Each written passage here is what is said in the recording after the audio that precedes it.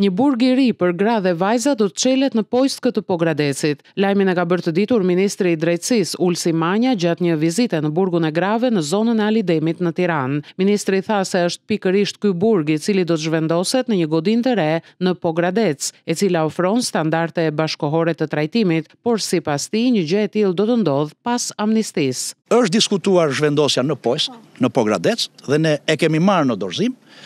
Brenda marsit përfundon me çelësa ndor e gjithë mobilimi i brendshëm me atë institucioni.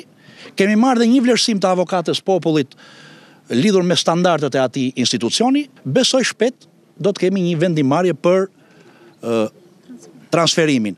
Por e them, do të jetë pasi të bëhet amnistia. Sipas Manjës, pas zhvendosjes së burgut të grave të Alidemit në Pogradec, mendohet që godina të shërbejë si një burg i hapur, ku të dënuarit që kanë vetëm 6 muaj për të përfunduar dënimin, të shkojnë në punë gjatë ditës dhe të kthehen për të kaluar natën në burgun e Alidemit.